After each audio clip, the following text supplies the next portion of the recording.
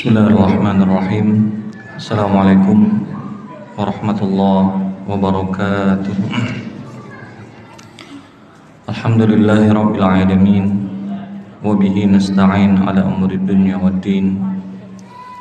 Shalatu wassalamu ala asyrafil anbiya'i wal mursalin sayyidina wa maulana Muhammad wa ala alihi wa ashabihi wa barik wa sallim ajma'in. Allahumma akhrijna min dhulumatil waham wa akrimna binuril faham waftah alaina binuril ilmi wasil akhlaqana bil hilm. Allahumma rabbi shrah lana sudurana wa yassir lana umurana bi rahmatika ya arhamar rahimin. Rabbi yassir wa la tu'assir, Rabbi yassir wa la tu'assir, Rabbi yassir wa la tu'assir, Rabbi tammim bil khair. Jamaah salat maghrib yang dirahmati Allah, alhamdulillah, sama-sama kita bersyukur kepada Allah atas segala nikmat yang diberikan kepada kita semua. Bersyukur atas nikmat iman, bersyukur atas nikmat Islam, taufik dan hidayah yang diberikan oleh Allah kepada kita pada kesempatan malam hari ini. Kita dapat bersama-sama melangkahkan kaki ke masjid kita, berniat beriktikaf melaksanakan ta'lim. Mudah-mudahan apa yang kita lakukan pada malam hari ini menjadi asbab dosa-dosa kita diampuni oleh Allah Subhanahu wa taala. Segala hajat kita dikabulkan, kita menjadi orang-orang yang diridhai oleh Allah Subhanahu wa taala. Amin ya rabbal alamin. Salawat serta salam tak pernah lupa selalu kita haturkan kepada junjungan kita Nabi besar Nabi Muhammad sallallahu alaihi wasallam. Menyambung kembali kajian kita dalam kitab hadis Riyadhus Shalihin. Kita sudah masuk pada pembahasan hadis yang ke-196. Qala al-mu'allif rahimahullahu ta'ala wa nafa'ana bihi wa bi'ulumihi fid dharain amin.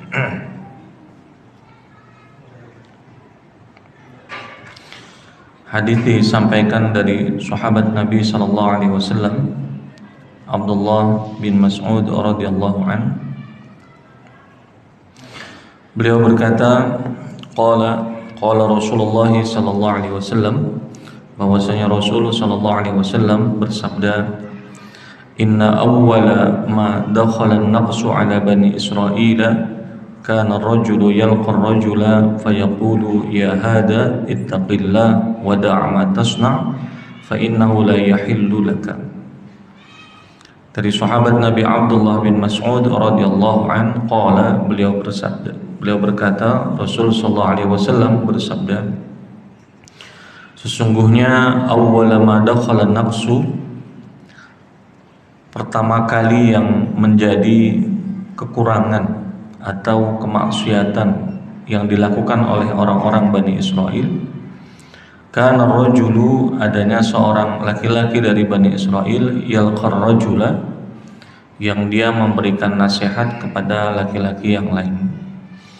Fayaqulu, maka dia berkata, ya hada, wahai laki-laki, ittaqillah, bertakwalah kepada Allah, wa da' ma tasna', dan tinggalkan apa yang sedang kamu kerjakan. Baik. Hadis ini disampaikan dari sahabat Nabi sallallahu alaihi wasallam. Nama beliau adalah Abdullah bin Mas'ud radhiyallahu anhu. Termasuk dari sahabat-sahabat yang namanya adalah Abdullah, tapi nanti dalam periwayatan hadis bukan disingkat hanya dengan nama bapaknya saja. Kalau Abdullah bin Abbas, Ibnu Abbas, Abdullah bin Umar, itu paling sering nanti kita temukan rawahu Ibnu Umar. Tapi nanti kalau yang disampaikan oleh sahabat Abdullah bin Mas'ud, jarang kita ketemu sama tulisan Ibnu Mas'ud.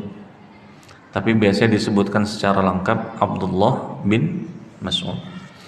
Beliau termasuk sahabat-sahabat yang senior, beda sama yang tadi ya. Sahabat-sahabat yang junior berkumpul dengan Nabi sementara umur mereka masih kecil. Sementara Abdullah bin Mas'ud ini sahabat yang senior, bahkan punya peran penting pada saat terbunuhnya Abdul Uzza. Abdul Uzza itu yang menikam sampai tewas itu adalah Abdullah bin Mas'ud. Siapa Abdul Uzza? Abdul Uzza itu adalah nama asli dari Abu Lahab. Jadi tabbat yada abi lahabi wa tab. Abu Lahab itu tidak disebutkan nama aslinya di dalam Al-Quran. Itu hebatnya Al-Quran. Kalau ada perbuatan jelek, yang difokuskan itu perbuatannya, bukan namanya siapa. Nah, sama dengan kita di dalam kehidupan. Kalau nanti ada sesuatu yang jelek, yang menurut kita tidak bagus dan harus dihindari, dan ambil pembelajaran ternyata itu dilakukan, maka fokus kita adalah ayo tinggalkan perbuatannya, jangan fokus sama nama dan orangnya. Jadi kalau mau tinggalkan, jangan tuh, jangan dilakukan, jangan dikerjakan, sudah, berarti perbuatannya jangan dikerjakan. Kita jangan cross check siapa namanya, anunya, tidak usah. Abu Lahab itu disebutkan bukan dengan nama aslinya, tapi disebutkan dengan nama kunyahnya atau gelarnya. Termasuk Fir'aun. Fir'aun itu tidak disebutkan dengan nama asli. Bahkan kita sering menyebutnya Fir'aun itu Ramses II, kita bilang Ramses itu gelar juga, bukan nama aslinya. Coba nanti buka di tafsir Pak, siapa nama asli dari Fir'aun itu, tidak disebutkan namanya.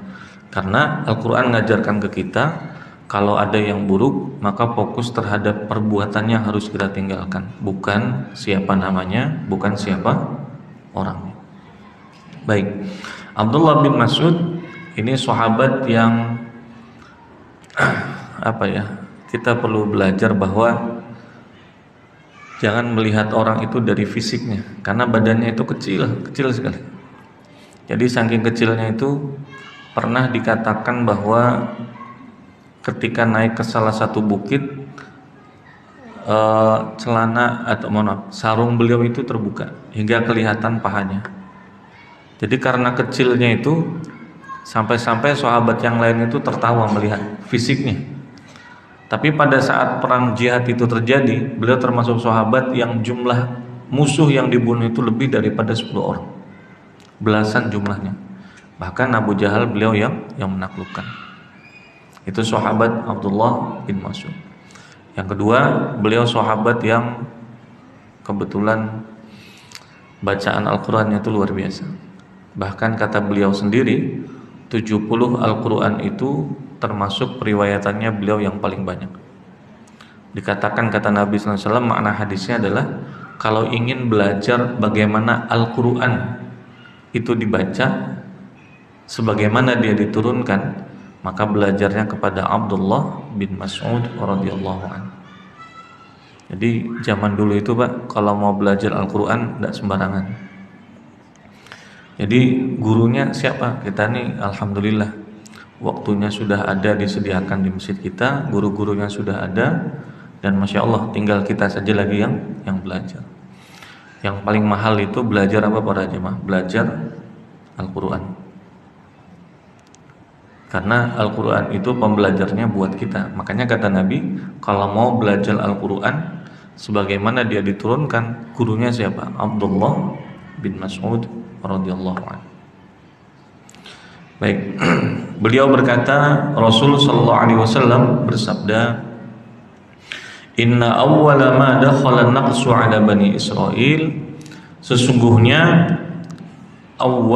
pertama kali maksiat yang dikerjakan oleh Bani Israil itu adalah, jadi ini dianggap maksiat Pak, yang nanti akan disebutkan di hadis ini itu dianggap salah, adalah karena rajulu, bayangkan Pak, hadis sama, Al-Quran sama, kalau ada yang jelek, ada yang salah, tidak disebutkan namanya, karena ingin fokus perbuatannya.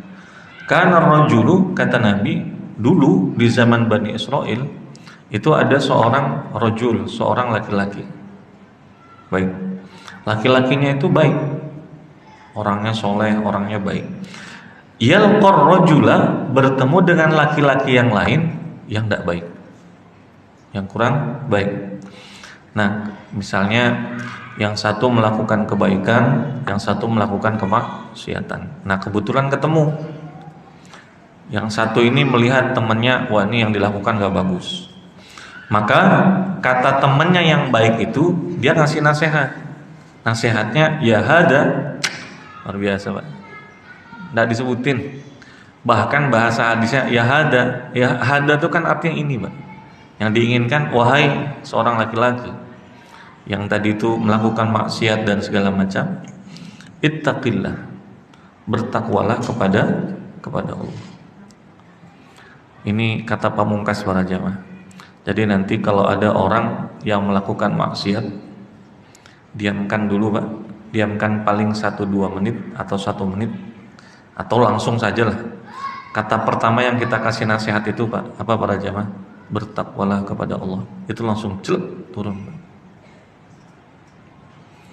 Dan ini banyak hadisnya Pak, bukan cuma satu hadis. Mungkin sering disampaikan.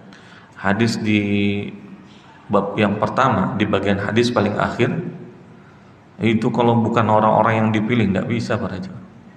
Bayangkan, sudah di kamar cuma berdua, kesempatannya ada, waktunya ada, tinggal dikerjakan. Perempuannya bahkan untuk berzina itu sudah. Cuma perempuannya bilang gitu, ittaqillah, bertakwalah kepada Allah. Berhenti para jamaah. Nanti boleh dicoba nanti. Ada orang duduk-duduk, minum-minum, datangi aja Pak. Bertakwalah kepada Allah. Jawabannya apa Pak? Saya ini takut juga kepada Allah, tapi mabuk Pak orangnya. Nah, tadi ittaqillah, bertakwalah kepada Allah. Itu yang pertama diucapkan. Setelah itu mau nyampaikan apa silahkan. Termasuk nanti pada saat khatib khutbah Jumat. Pesannya itu banyak yang disampaikan, tapi poin paling utama yang tidak boleh ditinggalkan, bahkan menurut pendapat Imam Syafi'i yang menjadi rukun adalah ittaqillah, bertakwalah kepada Allah. Jadi ketika ngasih nasihat, bertakwalah kepada Allah, dan langsung jelas disampaikan wada' ma tasna'. Ini yang sampean kerjakan, berhenti. Da' itu tinggalkan. Saat ini juga kata beliau berhenti. Nah, dijelaskan kenapa disuruh berhenti, fa innahu la yahillu laka. Yang sampean kerjakan sekarang ini tidak boleh. Tidak dihalalkan, tidak diperbolehkan, jangan dikerjakan. Langsung. Nah, cuma orang itu ketika dikasih nasihat para jamaah, tugas kita itu adalah menyampaikan. Meninggalkannya orang dengan apa yang kita sampaikan itu bukan kuasa kita para jamaah. Hati itu Allah yang membolak-balikkan. Hidayah itu Allah yang memberikan. Makanya nanti saya pikir Pak, kenapa kata-kata ittaqillah ini disebutkan, agar yang diberi nasihat masuk, yang memberikan nasihat masuk juga. Nasihat itu di dua sisi Pak. Bertakwalah kepada Allah. Yang nyampaikan sama, bertakwalah kepada Allah. Niatnya buat apa Pak? Bukan buat apa. Sampaikan yang harus disampaikan.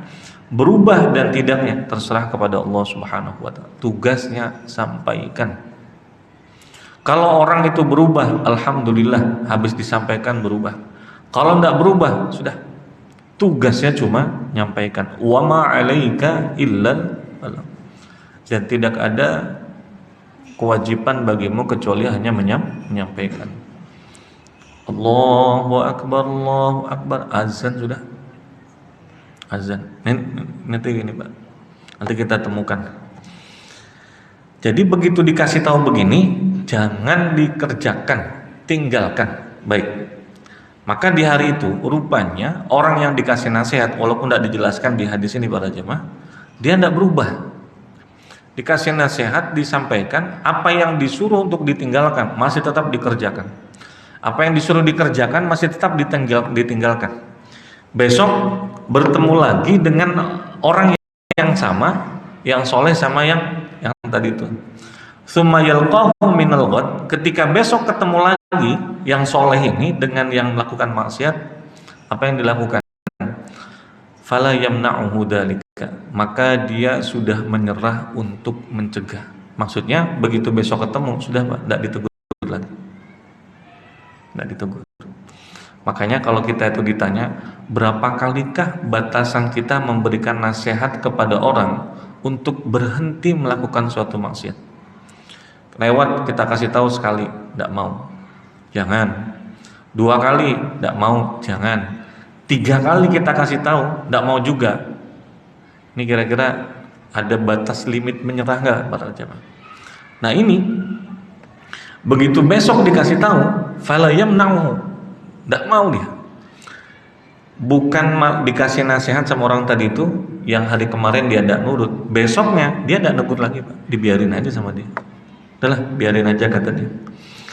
Dan jeleknya lagi adalah orang yang kemarin melakukan maksiat, misalnya minum, misalnya main judi, misalnya merampok atau apapun, kalau kemarin dia didakwahi untuk meninggalkan perbuatan itu, besoknya dia ajak orang yang kemarin mengajak kepada kebaikan itu untuk ikut dalam kemaksiatan. Lagi minum-minum, yang kemarin ngajak kepada kebaikan itu dipanggil, minum secangkir aja dirasa, nanti kepuhunan. Coba Pak, kira-kira kalau dibilang begitu singgah nggak kita pada nanti kepuhunan katanya. Nah celakanya orang yang kemarin menyuruh kepada kebaikan mau duduk Pak, duduk bersama. Jadi yang pertama dilakukan itu apa? Akiluhu wa syaribahu wa qa'idahu. Akilahu, yang dihidangkan itu sesuatu yang tidak boleh dimakan. Duduk bersama, akhirnya sama kemakan juga. Yang dihidangkan itu tidak boleh diminum, besok akhirnya keminum juga. Wa qa'idahu, dan kemudian akhirnya numpang duduk bersama-sama juga. Dan pada akhirnya bukan malah mencegah kepada kemaksiatan, sekarang malah turut kepada kemaksiatan itu sendiri. Ini para jamaah yang dirahmati Allah. Jadi coba bayangkan,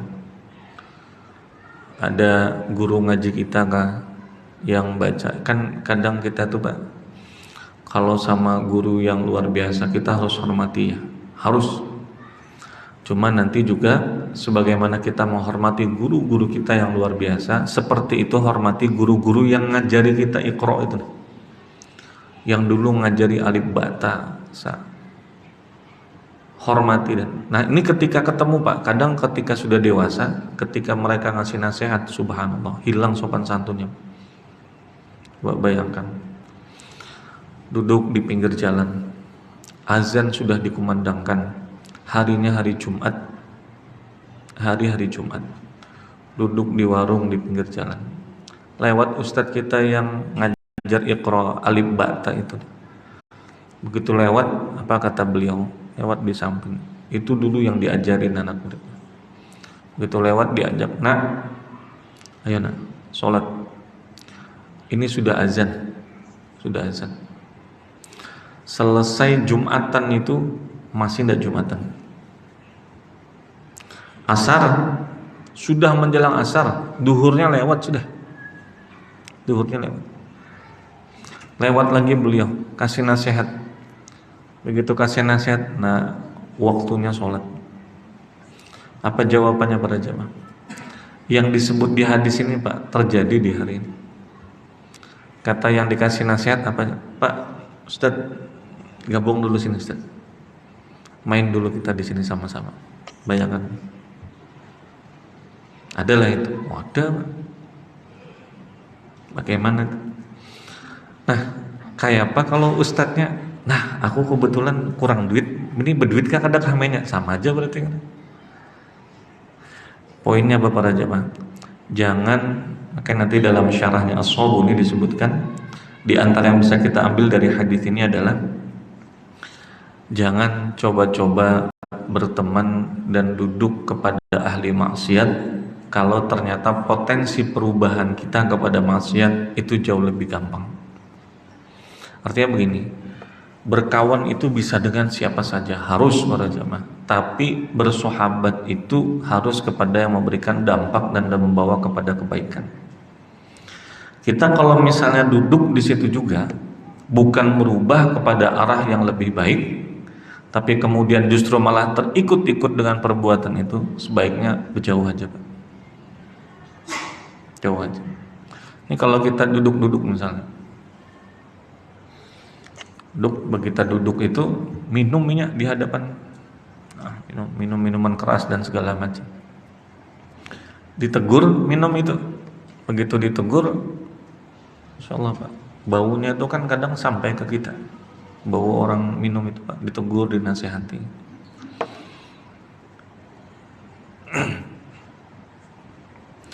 Dulu ulun pernah Pak, bekawan lawan yang ya macam-macam lah. Jadi waktu itu pulang dari acara di mana Kak? Waktu dulu Pak, waktu di pondok. Rupanya pas balik malam itu ada orang-orang yang ya macam-macam lah yang dikerjakan di tengah malam itu. Ya intinya yang diharamkan. Jalan sama-sama. Begitu jalan sama-sama itu, kami ada berapa santri, 5 santri kah? Beliau berdua. Habis itu ujar kami kan, Pak, ada pengajian di sebelah sana Pak. Tidak nyangka itu Pak, waktu itu kami ajak, ada pengajian di sebelah sana Pak. Waktu itu kami sebut, waktu itu almarhum guru sekumpul masih hidup. Jadi kami itu di Pal 6 Pak, di kilo 6, di terminal habis lewat dari terminal itu jalan pas ketemu. Begitu ketemu kata kami dengan kawan-kawan, Pak, pian ini kada hendakkah umpat majelis di sekumpul? Apa Pak tugasnya? Jadi kalau kita bisa membawa kepada perubahan, bawa, ajak. Jawabannya itu terkadang kala menarik pada jamaah. Jadi ujar beliau, beliau ini kalau siang berkopiah para jamaah, kalau malam bisa berkerudung. Apa itu Pak? Kalau siang tuh berkopiah, kalau malam bisa berkerudung jilbab. Nah pas malam itu ketemu Pak, jadi ujar kami, kadang mau Pak ikut pengajian ke sekumpul, gabung, kumpul. Kalau memang bisa membawa dampak kepada perubahan, nah kami yakinnya bisa aja membawa dampak perubahan. Kenapa yakin? Kami berlima, Siden berdua aja. Kalau adu argumen, insya Allah bisa. Ya pada saat itu jawabannya menarik Pak. Apa kata beliau? Ya jua jadi. Siapa jua yang kada mau masuk surga, jar beliau. Siapa juga yang kada mau masuk surga. Bukan berarti lebih baik, enggak. Tapi sebenarnya kadangkala mereka ini para jamaah ingin diajak kepada kebaikan, cuma yang ngajak enggak ada. Itu Pak. Sampai pada akhirnya ada yang termasuk geng-geng yang beliau itu akhirnya berubah Pak, kaget kami pas ada tempat yang agak jauh itu berubah. Artinya kalau kita bisa mengubah. Jadi begitu berubah itu, alhamdulillah Pak, begamis sudah. Pasalnya kalau malam bisa berkerudung, sekarang begamis sudah bagus. Bahkan sempat ikut dalam jamaah tabligh saja. Kalau bisa merubah. Tapi kalau kita ikut dalam satu komunitas yang di situ ada kemaksiatan dan potensi bahwa kita justru akan terikut dalam kemaksiatan itu, sebaiknya berjauh. Jauh-jauh aja Pak. Kenapa? Karena bukan malah membawa orang kepada kebaikan, malah kita yang jatuh kepada keburukan. Dan jangan pernah sombong dengan bagaimanapun keadaan kita. Kalau aku nih kayaknya tidak mungkin jatuh di situ. Saya lupa namanya Pak. Ada tabi'in namanya itu Abdah bin Abdurrahman apa? Abdah bin Abdurrahman. Makanya jangan coba-coba. Kalau tidak bisa, jangan. Tidak bisa. Abdah bin Abdurrahman ini para jamaah. Naudzubillah. Mudah-mudahan kita semua diselamatkan, kita semua dijauhkan. Naudzubillah min dalik. Pokoknya siapapun kita di majelis ini atau yang mendengarkan, keluarga kita dijauhkan. Abdah bin Abdurrahman ini Pak, ini orang alim. Hafiz Quran 30 juz. Gurunya siapa Pak? Sahabat tabi'in. Luar biasa ya. Jadi dengan segala kealiman yang luar biasa itu, pada suatu waktu di peperangan itu diperintahkan untuk berperang. Nah, beliau ikut di peperangan itu. Jadi ditembus musuhnya pada saat itu Romawi, seingat saya Romawi. Nah, karena melihat dengan orang muslim itu kalau ikut perang itu kan dua aja, Pak. Kalau kami itu balik dalam keadaan menang atau meninggal di tempat dalam keadaan syahid, itu takut orang. Jadi mau disediakan senjata seperti apa kebingungan. Maka saat itu yang disediakan adalah di benteng-benteng musuh itu ditaruh wanita-wanita yang masih muda, yang cantik-cantik ditaruh di benteng-benteng itu. Nah, kaum muslimin pada saat itu posisinya bagaimana, Pak? Semua menundukkan pandangan. Nah, ada yang ingin coba-coba, artinya mungkin bisa diubah nih yang di sebelah sana nih. Datang ke sana, masuk ke sana, ada potensi nanti mungkin bisa mengubah yang ada di sana. Kalau bisa mengubah. Jadi kita datang di sana ada kemaksiatan, ada, Pak, mereka menyerang kaum muslimin. Dan kalau masuk ke sana, kalau bisa diislamkan, jauh lebih mudah daripada yang lain. Masuk ke sana, ternyata bukan malah mengubah yang ada di sana, bahkan beliau yang terubah. Padahal sudah sehebat itu, sealim itu, dan catatannya tentang Abdah bin Abdurrahman itu yang paling jelas beliau hafal Quran, Pak. Insyaallah. Jadi pada saat itu terlihat akhirnya beliau yang berubah cepat sekali, Pak. Dengan semua itu akhirnya ditanya sama Abdah bin Abdurrahman, ini kalau ulun ini, saya ini mau menikahi sampean, caranya bagaimana? Oh, gampang, kata perempuan tadi. Apa itu? Murtad, masuk agama kami, selesai. Ya, Pak. Akhirnya murtad, ini tabiin, Pak. Bagaimana dengan, mudah-mudahan kita diberikan kekuatan iman. Murtad akhirnya menikah. Menikah itu pada akhirnya punya anak. Kalau sudah punya anak itu para jamaah, itu sudah susah sudah. Jadi alih-alih untuk mengubah orang, bahkan beliau yang terubah dengan sejatuh-jatuhnya. Dan akhirnya kalah enggak orang-orang itu? Kalah, Pak, orang-orang itu. Diserbu oleh kaum muslimin. Nah, makanya nanti Abdah itu didatangi oleh yang lain, termasuk oleh kawan-kawannya, teman-temannya, anak muridnya, ditanya. Sampean ini kan orang alim, sampean ini kan hafal Quran, kok bisa gitu loh, katanya. Apa kata beliau? Coba bayangkan, Pak. Coba balik aja gitu loh. Ini kan kaum muslimin sudah menang, dan itu bisa dijadikan sebagai budak tawanan. Selesai begitu. Jadi kalau beliau balik lagi kan sebenarnya bisa. Tapi saat itu, Pak, namanya memang, makanya jangan pernah menganggap remeh, Pak. Kalau kita bisa mengubah, jangan-jangan kita yang tuh ubah. Maka pada saat itu ditanya sama anak muridnya, bisa enggak balik lagi ke dalam Islam? Enggak bisa, kata beliau. Padahal tinggal baca syahadat, Pak. Enggak bisa. Baik, kalau memang enggak bisa, sampean kan hafal Quran. Hafalan Quran sampean yang banyak itu tuh mana? Apa jawabannya, Pak? Hilang semua, kata beliau. Habis semua. Sisa berapa, Pak? Sisa 2 ayat. Dan 2 ayat itu isinya tentang azab dari Allah Subhanahu wa taala dan nerakanya Allah Subhanahu wa taala. Nah, makanya kalau sesuatu itu pahalanya besar, tanggung jawabnya juga besar. Menghafal Quran itu, Pak, pahalanya besar. Pian punya anak hafal Quran, yang dapat keutamaannya orang tuanya gini dapat mahkota. Tapi menghafalnya tuh gampang para jamaah. Yang paling berat itu menjaga hafalannya.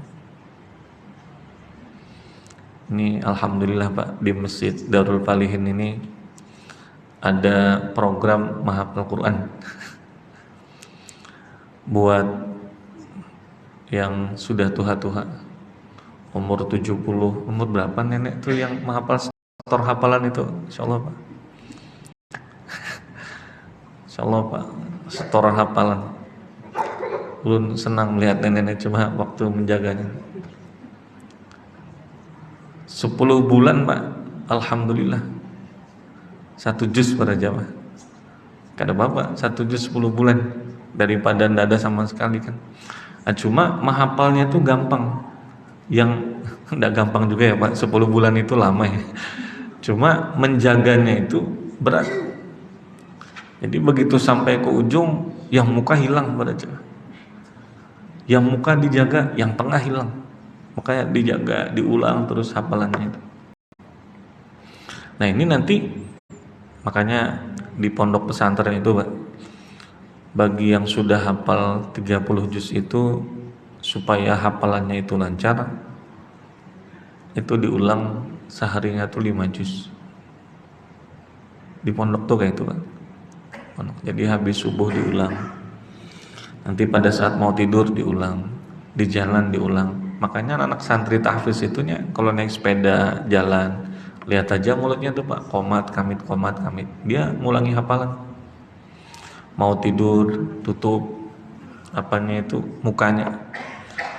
Sampai ada lomba tahfiz 20 juz, tiba-tiba orang ikut lomba pertama tuh yang 1 juz, yang 5 juz, paling enggak yang 5 juz pertama. Ini sekali ikut langsung 20 juz, dapat juara lagi. Di mana mahafal jar kawan-kawan? Sekalinya mahafalnya pas waktu tidur itu, tutupnya muka mahafal ya. Kalau kita tidur tutup muka, memang waalaikumsalam warahmatullahi wabarakatuh. Itu Pak. Nah itu kan. Jadi kalau menjaganya itu, insya Allah Pak, menjaganya itu yang mahal. Kembali ke hadis kita tadi, kalau kita memang tidak bisa mengubah, maka sebaiknya berjauh. Tapi kalau kita bisa mengubah, maka duduk di situ untuk bisa melakukan perubahan. Dan maksiat-maksiat ini kadang kita tuh tidak terasa. Yang paling penting itu adalah duduk membicarakan keburukan-keburukan orang lain. Coba Pak, kita tuh duduk, ada satu aja yang dibicarakan. Aduh jar, kada pintar lalu. Kenapa Mbappe itu begitu jar? Rupanya Mbah nonton bola Pak, Argentina lawan Prancis. Apa di komentarnya, macam-macam di komentar. Disuruh main ya kada bisa juga orangnya, tahu komentar aja kan. Nah, jadi duduk membicarakan tentang keburukan orang lain. Ya kalau orang berubah ya alhamdulillah. Tapi habis kita dengarkan, pian ada dengar kabar lah Pak, di kampung kita ini, wah menarik itu kan Pak, kalau mukaddimahnya tuh kayak itu, ada dengar kabar lah Pak, ada dengar kabar lah Bu, di kampung kita ini, itu biasanya baikkah burukah ceritanya itu para jemaah? Apa tadi beritanya jar? Pasti ramai itu beritanya. Kalau yang baik, ya alhamdulillah. Kalau yang buruk Pak, kita dengarkan aja, kita dengar aja, tidak ikut komentar. Begitu ditanya kenapa sampai yang duduk di situ, oh enggak, aku dengarkan aja. Dengarkan sama Pak dengan orang yang mengatakan punya jatah dosanya masing-masing. Baik, maka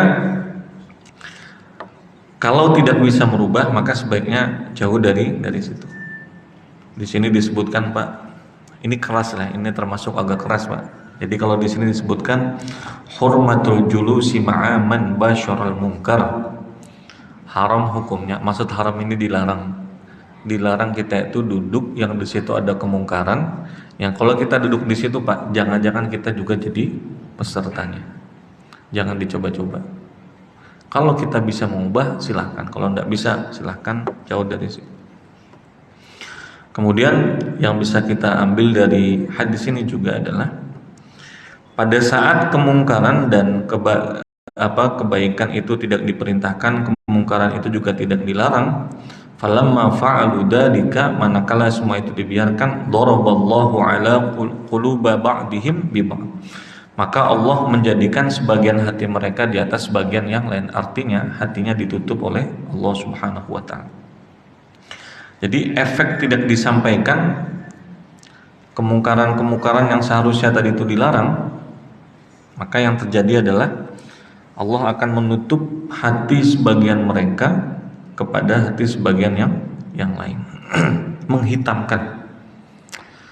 Makanya dalam ayat itu dikatakan lu'inal ladina kafaru min bani Israil, ada di lisani Daud, Allah melaknat kepada Bani Israel atas lisannya Nabi Daud dan Nabi Isa. Kenapa? Karena mereka tidak mencegah daripada kemungkaran.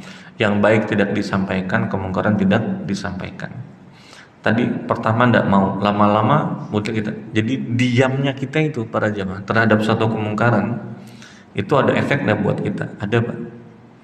Efeknya buat kita, efek ke kampung kita, efek yang nanti kemudian azab yang akan diturunkan kepada kita, baik yang dohir, yang naudzubillah, ataupun yang batin. Apa itu Pak? Azab iman. Jadi hati itu sudah ditutup Pak. sampai nanti kita tidak bisa lagi membedakan mana yang benar, mana yang salah. Jadi kemungkaran itu kalau kecil enak, tapi kalau sudah besar Pak susah.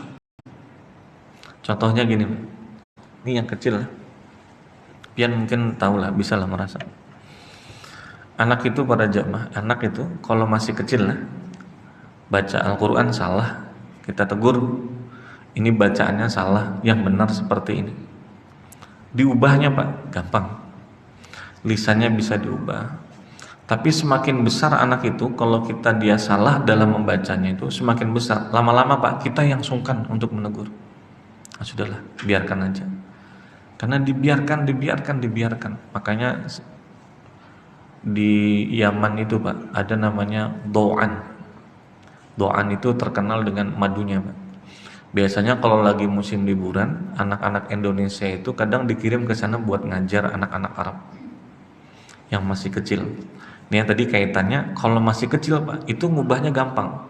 Jadi yang salah itu kalau masih kecil itu gampang, tapi kalau sudah besar susah.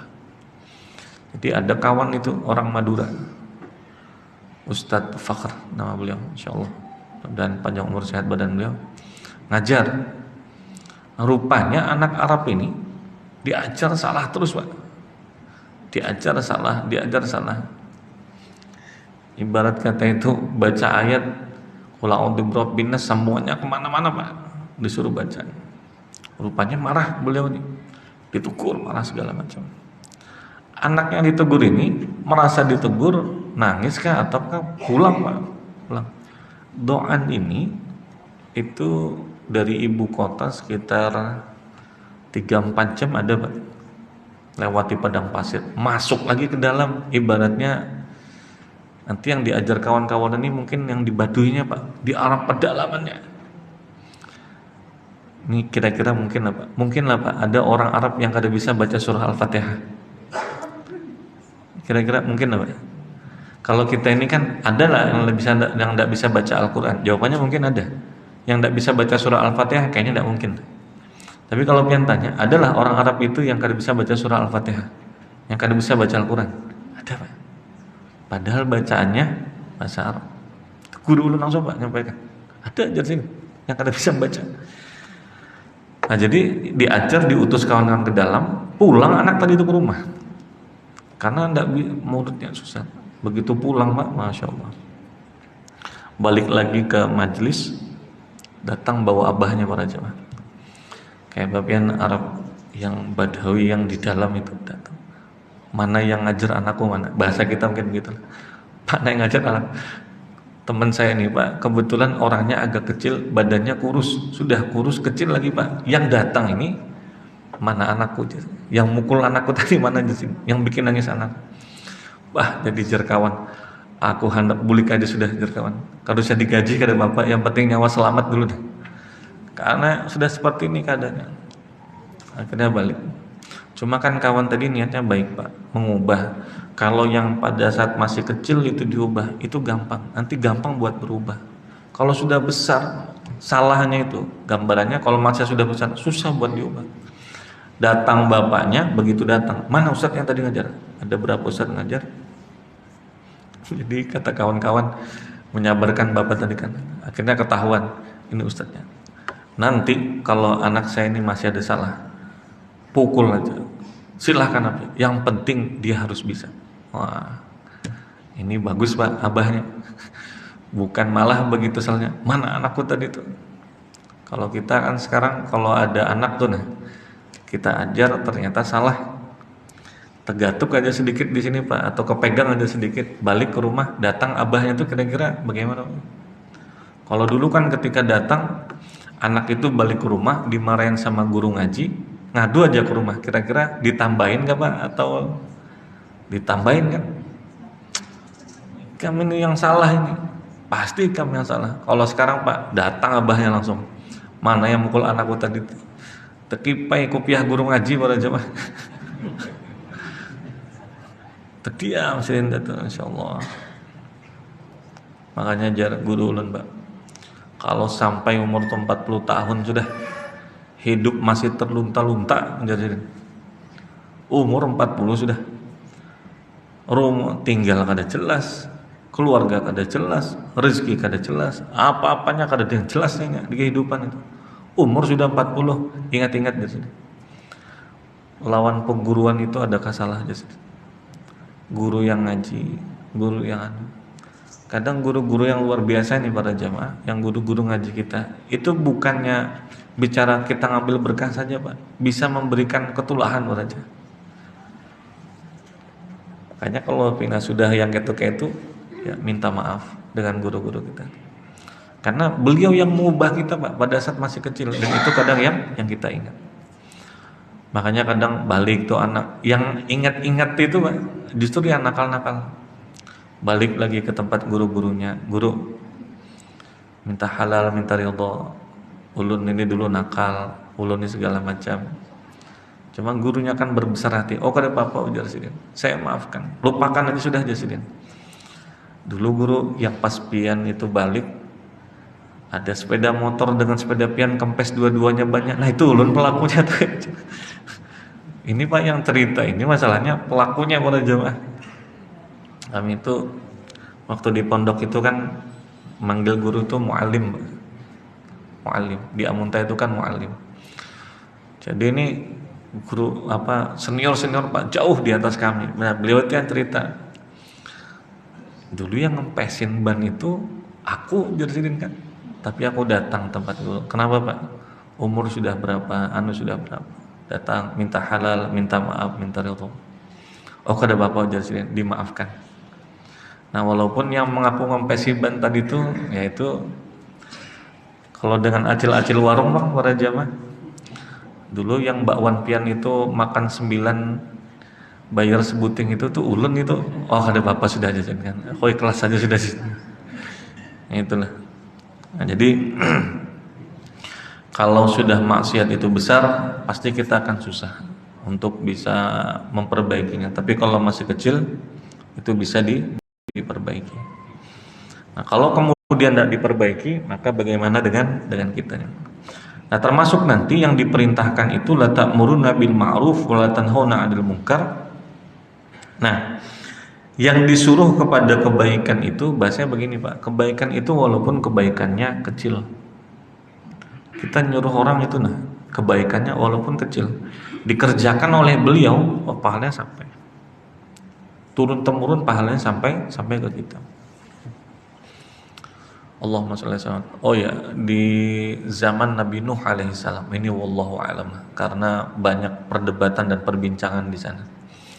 Ada yang tahukah para jamaah kapal Nabi Nuh itu menurut penelitian ditemukan di mana Pak? Di gunung apa Pak?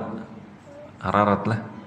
Ararat itu gunung besar yang membawahi dengan beberapa negara, termasuk bawahnya itu Armenia, termasuk nanti Turki juga di situ. Nah, cuma pada saat itu kayunya dari mana para jamaah? Dari mana aja? Ada tahu juga lah. Ulun kada ambil urusan kayunya itu dari mana. Cuma ada satu yang menyebutkan begini. Salah satu cucu daripada Nabi Adam, ya kita ini cucu Nabi Adam, ada yang badannya itu besar Pak. Nabi Adam itu kan badannya besar. Ada cucu beliau itu yang badannya besar, yang dimintakan oleh Nabi Nuh alaihi salam untuk membantu mencarikan kayu pembuatan kapal itu. Maka kata Nabi Nuh bantu. Maka namanya itu Anuk bin siapa lah, ulun lupa namanya. Dia siapa Pak? Anuk bin siapa namanya? Jadi begitu disuruh bikin itu simple aja Pak, dan hari ini masih kita amalkan. Kata yang tadi itu yang badannya besar tadi, baik ulun bantu, cuma syaratnya sebutin aja, bari ulun makan. Apa makan yang disediakan? Makan yang disediakan itu biasanya beliau ini tombak ikan bakar, saking besarnya itu Pak, dia dapat ikan dipanaskannya itu di panas matahari Pak, bakarnya itu nggak dibakar, besar badannya. Dapat ambil makan. Jadi kata Nabi Nuh, ya sudah, nanti kalau mau makan aku kasih makan. Nabi Nuh ini badannya kecil Pak, beda dengan yang tadi datang. Jadi dengan sekecil itu Pak, badan Nabi Nuh yang kecil itu, kata Nabi Nuh, ini ada roti nih. Roti ukurannya buat Nabi Nuh, makan, insya Allah kenyang. Dimakan oleh orang tadi itu, orang yang badannya besar tadi itu, cuma dibagi dua Pak. Pian ambil separuh, ambil separuh. Bagaimana saya bisa kenyang makan ini? Oh gampang aja kata Allah. Baca Bismillah, makan aja. Baca Bismillah, makan, kenyang. Dan tidak mau disuruh nambah lagi Pak. Ini makan separuhnya lagi, enggak, sudah kenyang. Simple Pak, hanya baca Bismillah. Bisa berubah orang itu. Makanya kalau kita makan 3 piring kada kanyang-kanyang lagi Pak, kayaknya Bismillahnya khilaf kayaknya waktu itu Pak. Mudah-mudahan kita bisa mengamalkan apa yang disampaikan di malam hari. Kalau ada yang Allah sampaikan salah atau kurang tamat, tinggalkan, ikuti pendapat yang lebih baik. Sallallahu alaihi Muhammad wasallam. Al-Fatihah. Iya kenal. Bismillahirrahmanirrahim. Alhamdulillahirabbil alamin. Allahumma shalli ala sayyidina Muhammad wa ala alihi washabbihi wa barik wasallam ajma'in. Allahumma inna nas'aluka 'ilman nafi'a wa 'amalan mutaqabbala wa rizqan halalan thayyiban. Allahumma inna nas'aluka al-huda wat tuqa wal 'afaf wal ghina wal istiqamah wal ikhlas. Shallallahu ala sayyidina Muhammad wa sallallahu alaihi wasallam. Alhamdulillahirabbil alamin. Taqabbalallahu minkum.